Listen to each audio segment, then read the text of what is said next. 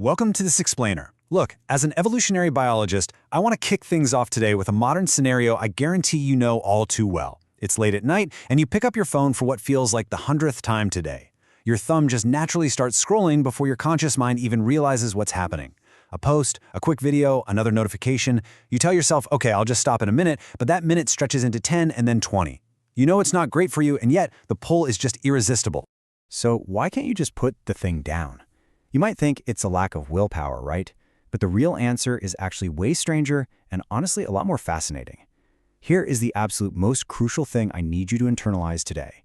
Your brain isn't broken. It's really not. In fact, it is flawlessly executing an ancient survival mechanism that took hundreds of thousands of years to develop. It's literally just doing exactly what it evolved to do. Which brings us to part 1, survival on the Savannah, a world of scarce information.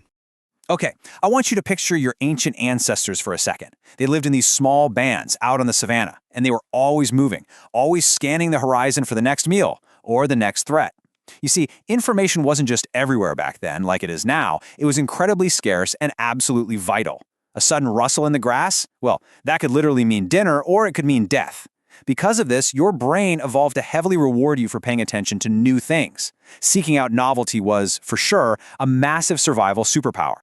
And the fuel for this whole ancestral reward system is sensors on a chemical you've definitely heard of, dopamine. But here's the catch, and this comes straight from the brilliant research of Berridge. Dopamine is actually way more about the wanting than the liking. Think of it as a motivation engine. It surges when you're anticipating something good, not just when you finally get the reward itself. The crucial takeaway here is this: anticipation is the drug. Your ancestors got this massive hit of dopamine just from spotting fresh tracks in the dirt or seeing an unusual berry bush way off in the distance.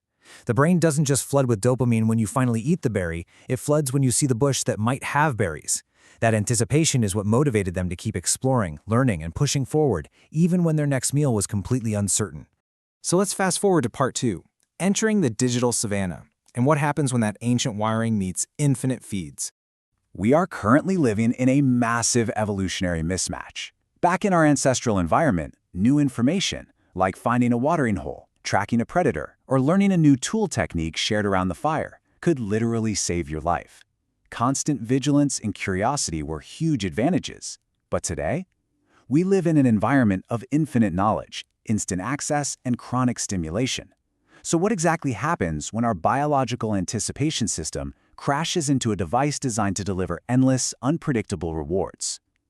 Well, social media effectively becomes our new digital savannah, and it traps us in this three-step scrolling loop. First, there's the anticipation, that sudden, itching urge to just check your phone. Then comes the swipe. Literally, every single swipe is the biological equivalent of your ancestor checking over the next horizon. And finally, the variable reward. Most of the time you swipe, nothing special. But sometimes, boom, a hilarious video, a new like, a message from a friend.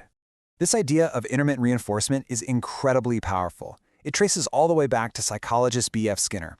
He showed that variable rewards, not knowing exactly when the payoff is coming, keep both humans and animals pulling a lever long after the rewards slow down. It's the exact same psychology behind slot machines. And your digital feed is engineered the exact same way. You never know what you're going to get next, so your thumb just keeps pulling that lever. As my colleagues in evolutionary psychology, Lida Cosmides and John Tooby, put it so perfectly, our minds are adapted to ancestral environments, not the modern one. Your brain completely expects a world where information is limited. So today, when you suddenly handed an endless buffet of digital novelty, that ancient wiring inevitably clashes with modern design. Your brain is lighting up like, yes, we are absolutely winning at survival right now, when in reality, you're just sitting on the couch. All right, part 3, the social survival instinct, or why every single like matters so much.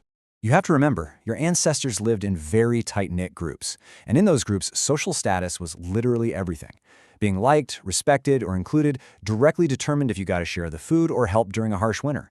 In that world, social rejection wasn't just a bummer. Rejection was a death sentence. Inclusion in the tribe was quite literally your only safety net.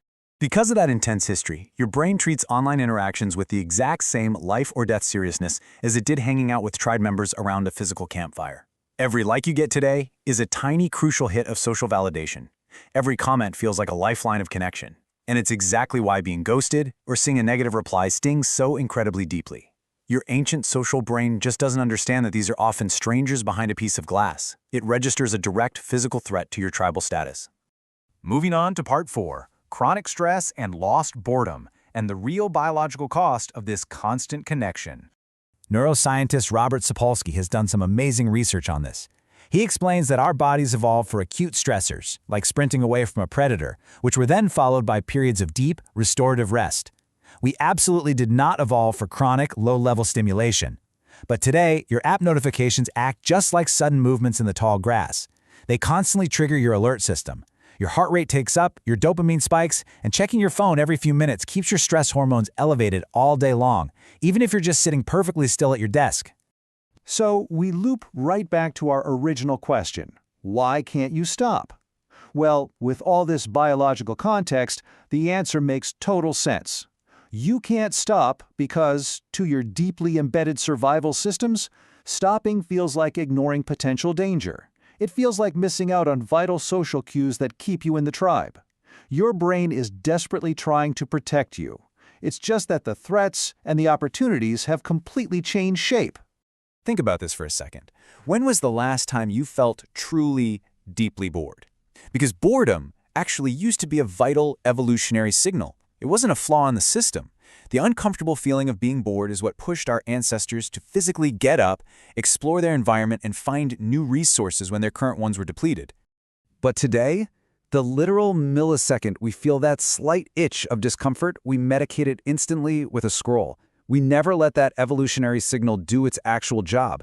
If we want to manage these dopamine triggers, we have to deliberately fight our ancient wiring. Start small. Leave your phone in another room for just 1 hour a day, or try turning your screen to grayscale. That really reduces the visual novelty.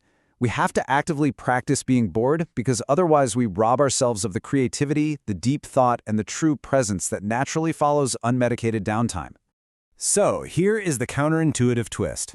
To reclaim our focus, our creativity, and even genuine human joy, we have to actively deny our own ancient instincts.